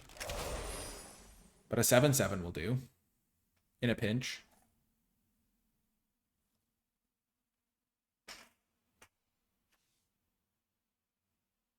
I'll feel so much safer once my guys are all huge. Ah, no, I'm so close. Just give me the 2/4. No, why does the world hate me? No, that's so stupid. Oh my gosh. I'm going to draw the 2/4 this turn. Oh my gosh. If I had drawn that next... Oh my gosh. Why? Why does this happen? Why do bad things happen to such great people? I cannot believe it. If I draw... Oh my... I have so many good draws. I have this guy if I draw any of my toughness guys. So I have 3, like, Herbalist, the 2 copies of my 2/4 guy. If I just draw a land that turn... Gosh darn it. That's so frustrating.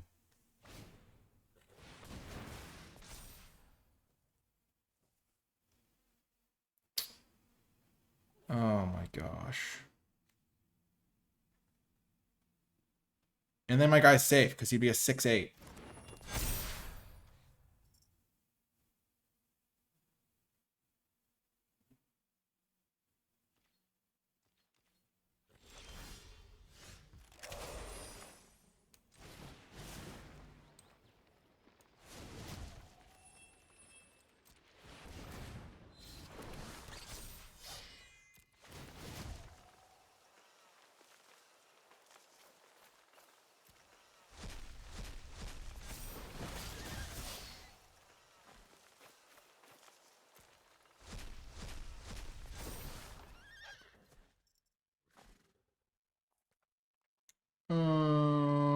They have 6 things, so this thing attacking makes no sense.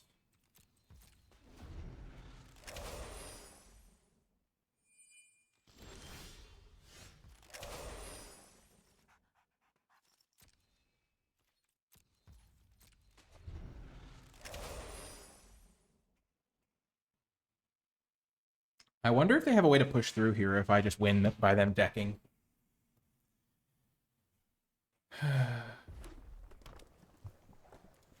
They have 10. 11, so they have 6 more lands in the deck. I'm not going to play this Moose, no need. Better to leave it as a surprise. I can't attack with a token because they have this 3/2 that can just eat it. I would love an overprotect too, that'd be great. Are they playing Polywallop?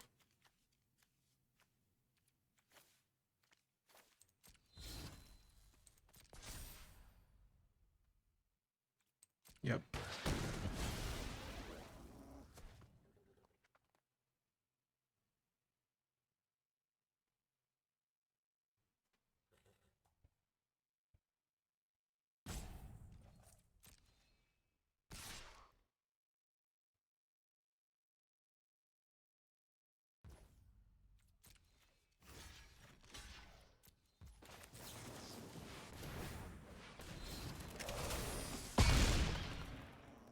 Keep everything intact.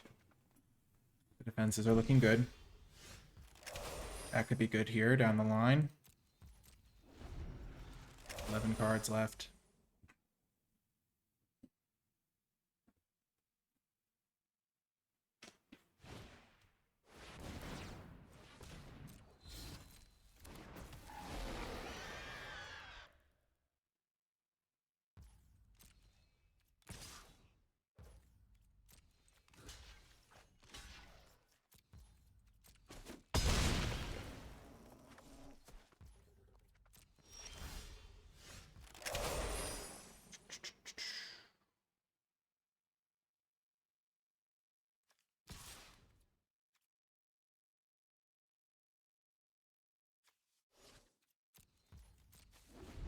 I only have 10 cards left. I have some good spells here. I have 14 cards left, including both of my food makers. That'll make a bunch of jump blockers.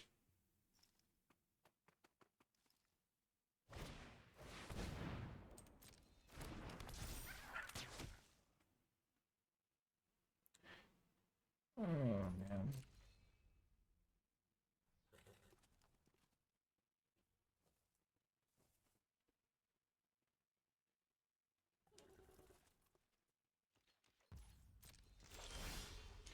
Or I could just draw lands, you know, because that's helpful as well.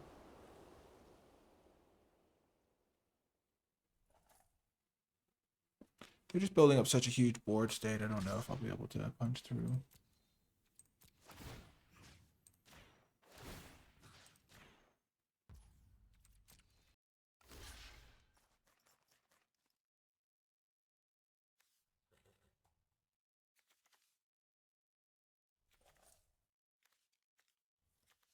So my guy's going to be an 11 powered guy. 5, 8, 11.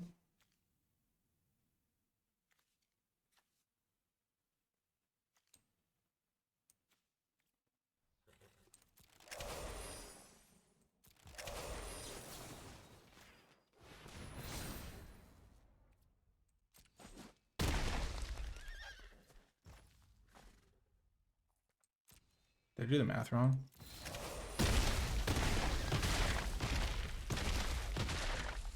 Nope, I think I did what I wanted. I killed a bunch of their guys, mostly because I wanted to make sure they couldn't, like, alpha strike me.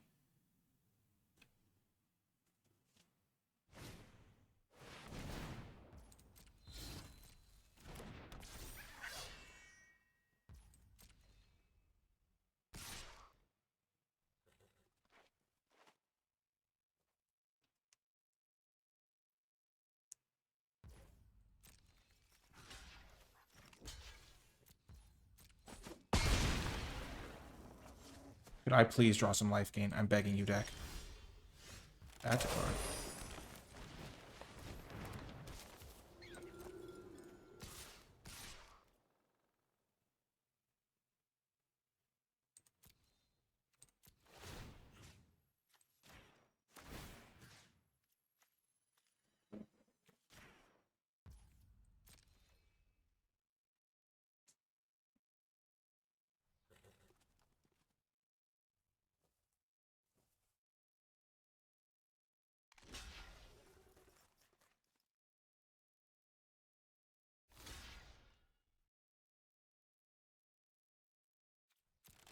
So I can kill... So this thing's going to buff him twice. This is going to get to 9 power. I can kill this and this. And then I can kill... This is 10, 12 power. This is 6, 7, 8, 9 power. So I can use this to save this guy. And this is going to get to 8. It can get up to 11. So I can't save this guy. So I might as well use this guy to kill their Rampager and Challenger. And then this guy to kill this thing. And this is going to get up to 7, 8... It'll be 9, 10 power. So I can use this guy to kill this guy and this guy.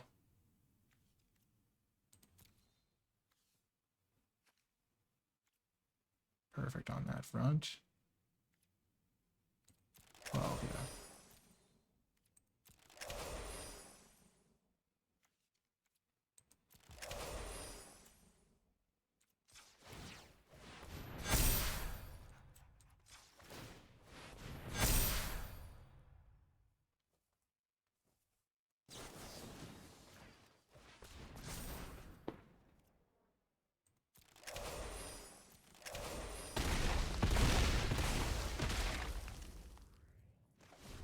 All of a sudden, I'm feeling a lot better about this game.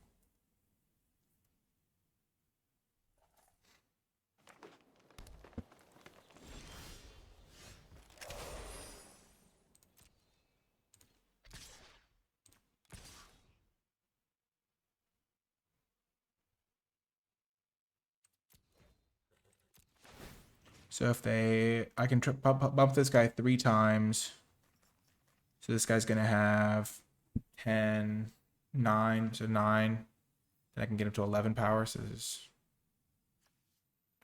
he needs to get at least 1.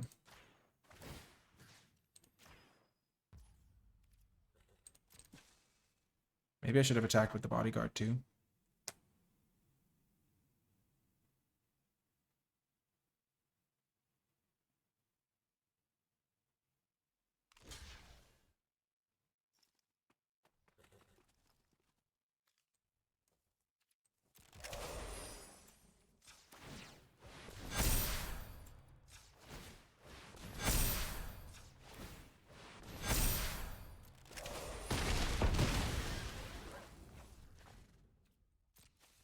Okay. I've whittled down their board quite significantly. They have 7 cards left. They have 11 lands, 1 in their graveyard, so they have 5 lands. Of course, they kill my Warren Elder. Not surprised there. I got a lot of use out of it, though. If I could just draw a carrot cake, you know, that'd be great.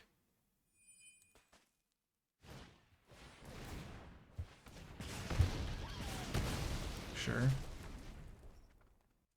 Come on, carrot cake. I know you're in here. I know you're in here, carrot cake.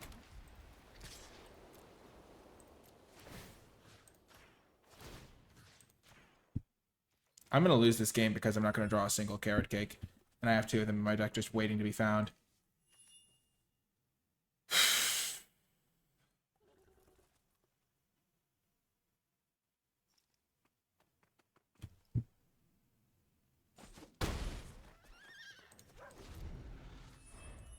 I've got 2/2/4s that'll draw me a card. I've got 2 carrot cakes.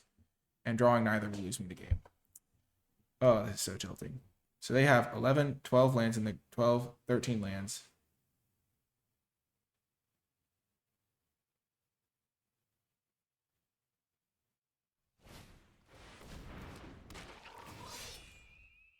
Okay.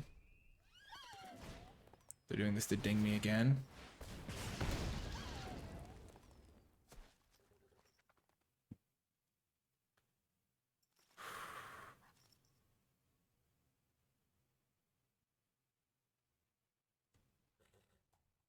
This is an intense battle for the trophy.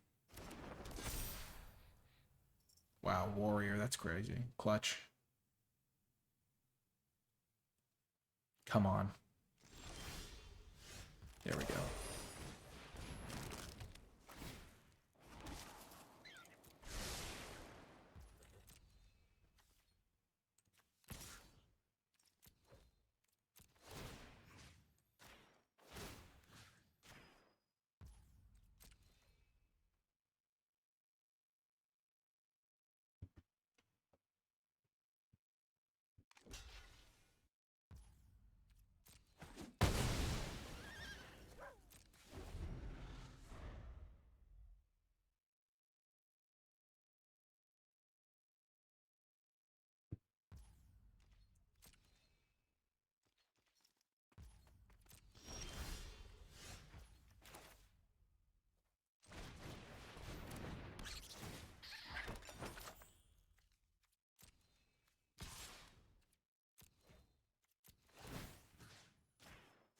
These hazard herbalists are doing so much work.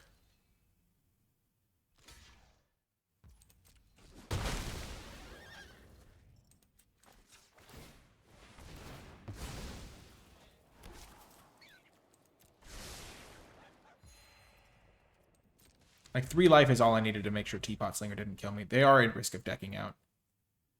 They have 5. They have a few spells left. They have another Valley Might Caller. Wow. It's also a warrior. That's funny. I killed one of those long ago.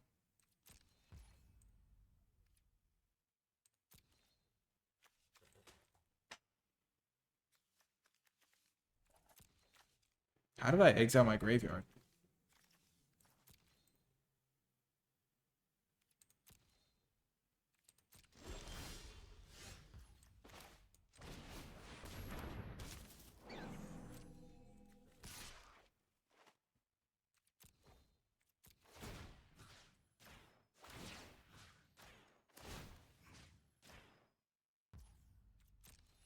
Oh, from this guy.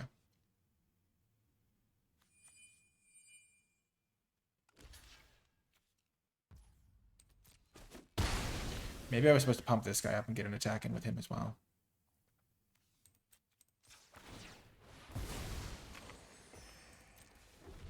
They have 2 cards left. They might just be lands. Because they've discarded 2 lands.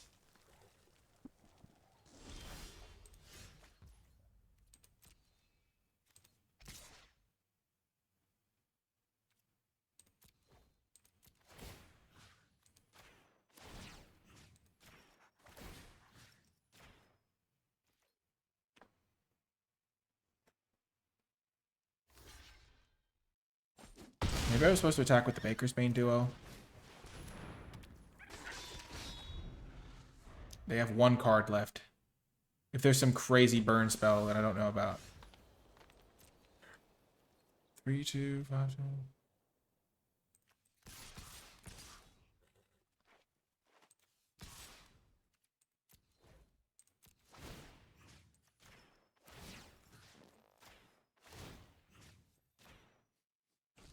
Yes!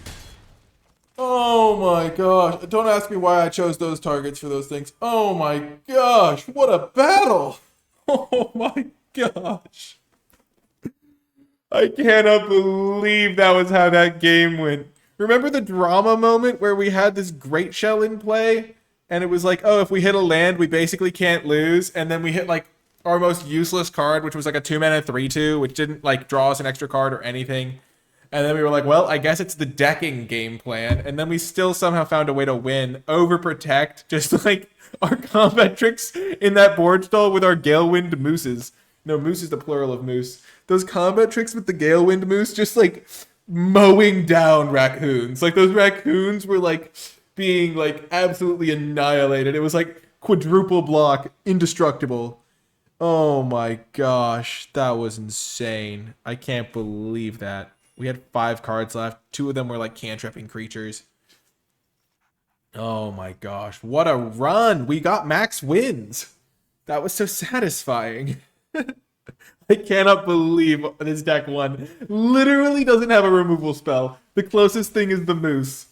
These herbalists are just killing it in the late game. They just wait and wait and wait, and they sit there, and then they're just like, yep, your creatures are all just like absolutely good attackers now. Oh my gosh, the herbalist hype train. They're so good. I was taking them so aggressively.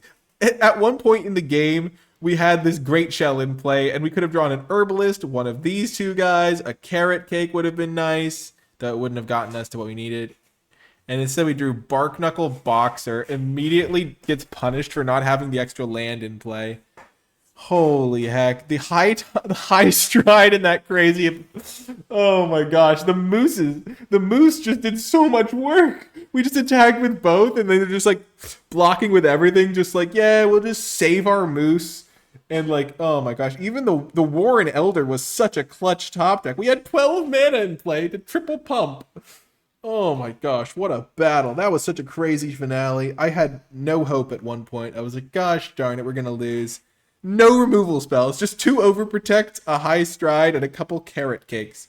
Those are our 5 non-creatures. And carrot cake is basically just a creature, just like all creatures down the line. What a draft. If you made it all the way to the end of the video, in the comment section down below, leave hashtag battle, because we battled in this draft. We were fighting it tooth and nail to get the wins, and it was really quite satisfying to get there in the end. Carrot cake was all I wanted to draw in that last game.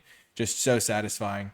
But yeah, leave that in the comments below if you're watching on YouTube and you made it to the end. Remember to hit the thumbs up button, subscribe for more videos, comment with your questions, thoughts, and feedback, and you can support my content via Patreon. If you'd like to do so, you'll gain access to my tier list and my format thoughts document with my thoughts on the format and things like that. And you'll be helping me make more videos like this. So patreon.com/NicolaiBolas. Anyway, that's going to do it for this video. First trophy of the format. Really excited about it. I hope you enjoyed it, and I'll talk to you next time.